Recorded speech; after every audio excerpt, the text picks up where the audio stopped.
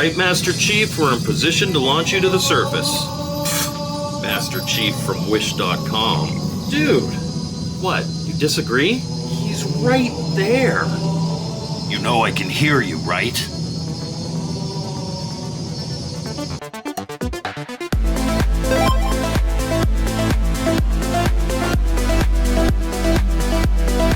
Welcome to Mike's Gaming Gala. I'm Mike, and this week we're looking at Halo 2600 for the Atari 2600, formerly published by AtariAge.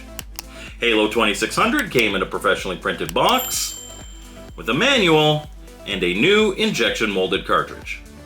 This one is an absolute classic and tied the vote for my members on the game that I had to review in June. So just this once, I'm doing both of them.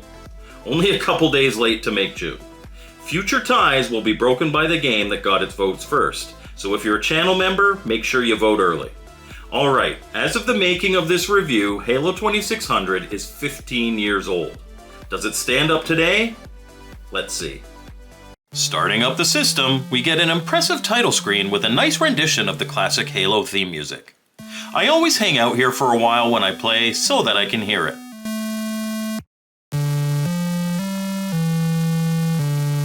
Then, pressing either the game reset switch or the button on your joystick, we land on the surface of Halo, an artificial ring world, and it's time to get to work. You land completely unarmed, so first things first, you need a gun. In fact, in Halo 2600, everything you may need you'll find in your environment. We'll get to that soon, but first, let's talk about our mission. You play as Master Chief, a genetically enhanced super soldier, and you're humanity's last hope against its most fearsome enemy, the Covenant. You're on the artificial ring world Halo, which is actually in itself a weapon capable of destroying all life in the galaxy should it fall into the hands of the Covenant. Your goal is simple: defeat the Covenant and save humanity. To do this, you'll have to fight through all the different environments on Halo, including forests, ice fields, and bases. You have no allies here, so if it moves, kill it. Along your way, there's equipment that you can pick up that will help you accomplish your mission. First, of course, is your trusty M6D pistol, which you'll find by simply moving up at the start of the game. This is the standard firearm of the game, and will allow you to shoot back at all enemies on the planet. Second are keys. The map in Halo 2600 is divided into multiple different areas which are separated by force fields. Finding a key in the same color of the force field will deactivate it, allowing you to pass through into the next section. As you move through the world and fight Covenant forces, you'll notice that Master Chief is rather fragile. If he takes one shot, he loses a life, and you only have 3 of them, so it pays to have some added protection. Shields can be found laying around that, if picked up, will make Master Chief start flashing, meaning that he can absorb an additional shot before shuffling off his mortal coil.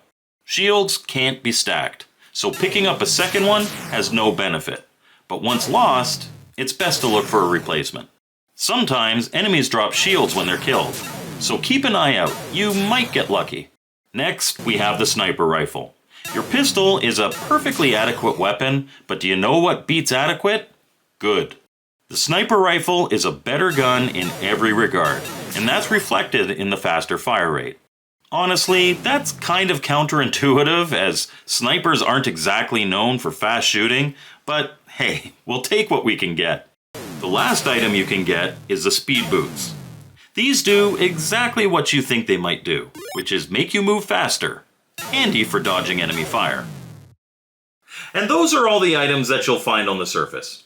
You don't need all of them to win, but they'll definitely make your life a lot easier. Okay, let's look at the different enemies that you'll come across.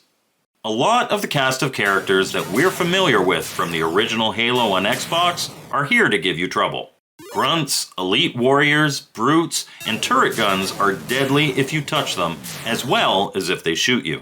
For every screen you enter, there's likely to be enemies in any combination. You'll have to be careful when you first step in, as they could be near the edges. So if you find yourself getting into trouble, just duck back the way you came before you attempt it again. Areas where you have eliminated all enemies remain that way for the previous screen or two. So as long as you didn't just run through the last screen, it'll be safe to backtrack just a little to catch your breath. Most walls won't hurt you, and when you're in the forest, neither will the trees. However, these things that look like pink blinky Christmas trees, they're actually alien tech, and they're deadly. Don't touch. Should you be successful and make it all the way through the Covenant hordes, you'll finally reach the boss, where everything zooms out and you have to fight an enemy tank. Winning the day brings you back to the title screen, but now with a red background. And if you're up for the challenge, you can play again on Legendary mode, with the difficulty ramped up. Most notably with your movement speed being reduced. And that's Halo 2600 for the Atari 2600. What did I think? Well, before I get to that, let's talk about the history here. This game was programmed by Ed Fries, who was vice president of game publishing at Microsoft during the development of the first two Halo games. So the fact that a demake of Halo, programmed by a guy associated with the franchise, was being released on a system from 1977 raised a lot of eyebrows, not only within the homebrew community, but also a much broader population.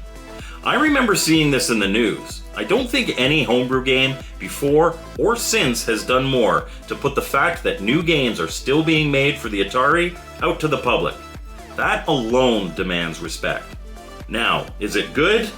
Hell yeah, it's good. Admittedly, it's not a long game. You could beat this in 5 minutes if you knew what you were doing. But that's not the point. Everything in the game looks like what it's supposed to be. There's a clear goal and a static map that makes sense. The combat is good, and best yet, it's not actually required until the very end boss. You could go through this entire game without shooting a single bad guy if you didn't want to. In fact, in a lot of areas, it makes sense to just run and avoid shots in order to expose yourself to less risk. You can play however you want to play. It's just as fun now as it was in 2010 when it was released. I definitely recommend it. Thank you for watching my video, I hope you liked it, and thank you so much to my channel members who voted for me to review this one. I appreciate the support so much. As always, my contact info is in the description, and we'll see you next time on Mike's Gaming Gala.